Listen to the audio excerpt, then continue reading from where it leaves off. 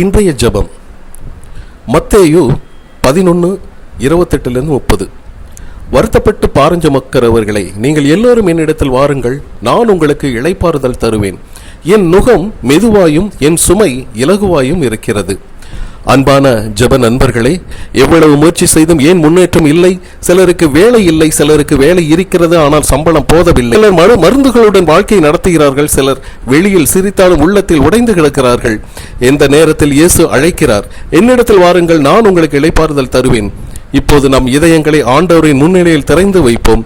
தேவன் நம் முகத்தை மட்டும் பார்ப்பதில்லை, நம் உள்ளத்தின் சுமையும் அறிந்திருக்கிறார். வங்கி கணக்கில் எவ்வளவு இருக்கிறது என்பதை அவர் அறிவார். குடும்பத்தில் சொல்ல முடியாத வேதனைகளையும் அவர் அறிவார். நாம் மறைத்த கண்ணீரையும் அவர் காண்கிறார். ஆகவே இன்று நாம் மனிதர்களிடமல்ல, தேவனுடைய கிருபாசனத்திற்கே வருகிறோம். கர்த்தராகிய இயேசு கிறிஸ்துவே, நல்ல வேலை தேடிக் கொண்டிருக்கும் ஒவ்வொருவரையும் உமது கரங்களில் ஒப்படைக்கிறோம். பல இடங்களில் விண்ணப்பித்து பதில் வராதவர்களுக்கு ஏற்ற கதவுகளை திறந்திரலும். செல்லும் அனைவருக்கும் தைரியம் தெளிவும் அருளும். நம்பிக்கை இழக்காமல் இருக்க அவர்களை பலப்படுத்தும். பரலோக பிதாவே, சிறு தொழில், வணிகம், விவசாயம், சுய தொழில் செய்து வரும் அனைவரையும் ஆசீர்வதியும். நேர்மையான வாடிக்கையாளர்கள் கிடைக்கட்டும். தவறான முதலீடுகளிலிருந்து காத்தருளும். சரியான ஆலோசனைகள் கிடைக்கட்டும். நல்ல திட்டங்கள் வெற்றி அடையட்டும். எங்கள் கைகளின் உழைப்பை வீணாக்காமல் பலப்படுத்தும்.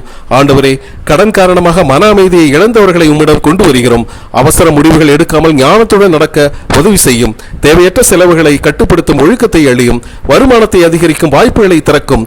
நேர்மையான கடமைகளை நிறைவேற்றும் மனதை தாரும். மனச்சோர்வை அகற்றி நம்பிக்கையுடன் முன்னேற உதவி செய்யும். கர்த்தரே, நீண்ட நாட்களாக நோயோடு போராடுபவர்களை நினைக்கிறோம்.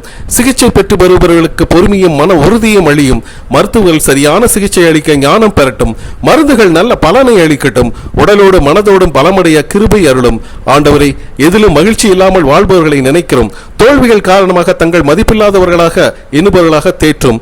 தனிமை, பயம், எதிர்கால கவலை ஆகியவற்றால் அழுத்தப்பட்ட மனங்களுக்கு உமது சமாதானத்தை அளியும். அவர்கள் தனியாக இல்லை என்பதை உணர்த்தும்.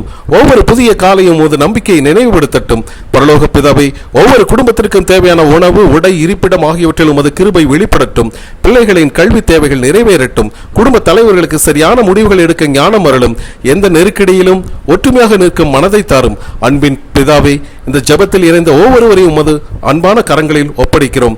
வேலை தேடுபவர்களுக்கு வழியை திறக்கும். தொழில் செய்பவர்களின் உழைப்பை ஆசீர்வதிக்கும்.